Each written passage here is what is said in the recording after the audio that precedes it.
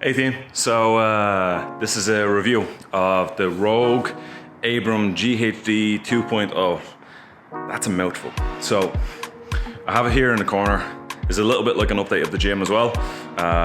Pretty sure the last video I didn't have this piece of equipment. So yeah, let's have a look, right? So here it is. Boom, right?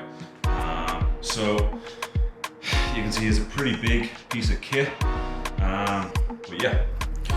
So it's about 6 foot in length, which it's pretty big, you know. That's what she said. Anyway, 6 foot in length. It's like 6.3 or something like that. There's a bit of discrepancy there. And then it's like 3.5 foot wide. So the footprint of it is pretty big, but I'm gonna go through 3 basic categories, which is price, ease of use, and quality. So I looked at about 5 other different companies, including Rogue, obviously, and we obviously went with this one. So out of the other different companies, the price is definitely less. So this one, I have it wrote down. Rogue Abram GHD 2.0. €1,113.20.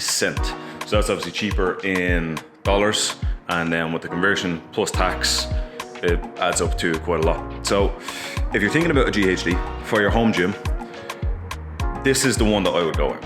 Reason being is because price, yes, more expensive, but quality, it doesn't move. So on other GHDs, when you reach the back of your swing on a GHD, the front of the machine will start to lift. And when you're halfway upside down and you're leaning off a machine and something feels like it's going to topple over, you don't feel too good.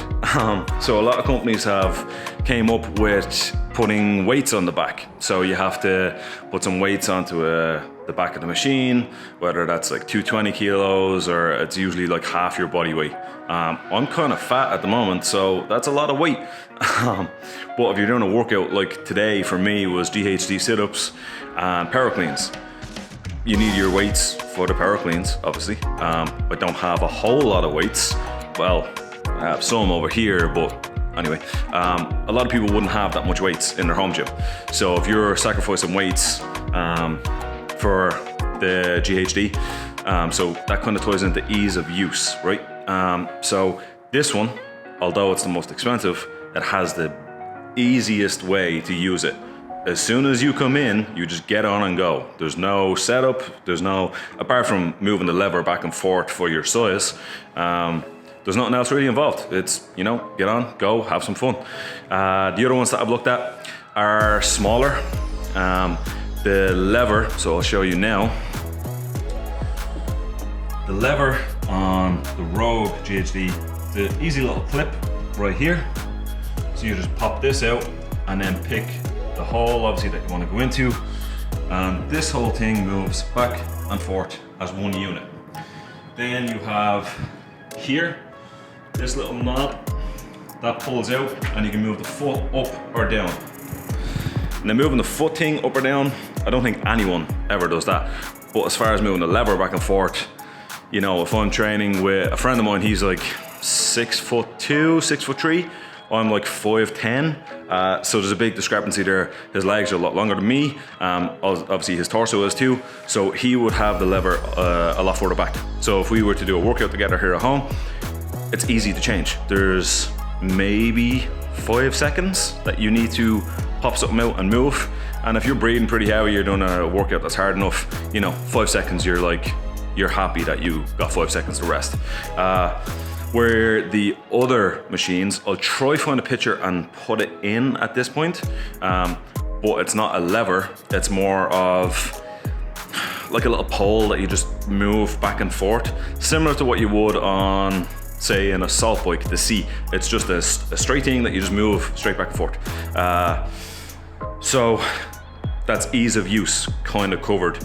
All the other companies that I looked at, they go with that model where the Rogue Abram GHD 2.0, this one has a lever arm. Now the other GHD off Rogue, I'll also put a picture of that. That's the lever arm that I'm talking about. Oh, sorry, the pole that I'm talking about. That just moves straight back and forth.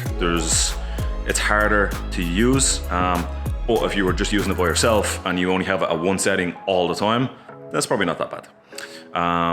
So yeah, that's ease of use and price for this one, and a couple of other ones. Now the other ones, price-wise, I would say can be anywhere from €200 to €400 cheaper. I've seen ones go for as little as $650, $7, depending on if they get used in competition and they're being sold off. But yeah, you know, a little over €1,000, it's a lot of money to spend for people, you know, especially on a home gym. I was lucky enough to have someone buy it for me, which is obviously extra nice. It was a very welcomed gift. Obviously, if you've watched the first video of this, we've built up equipment over time. It's taken us a long time. Now it's touching on, I think, a little over 2 years maybe since we've started when we bought the first barbell. But this piece of kit is absolutely fantastic. If you're doing CrossFit, I would definitely go with this one. The price, although it's on the more pricey end, the ease of use, there's no messing around. You just come in, get on and go. And then the quality, it doesn't move at all. Like I spoke about, when you're on the backswing and you're like upside down, your head is close to the ground, this does not move. So as I was talking about the footprint of it, with it being so long,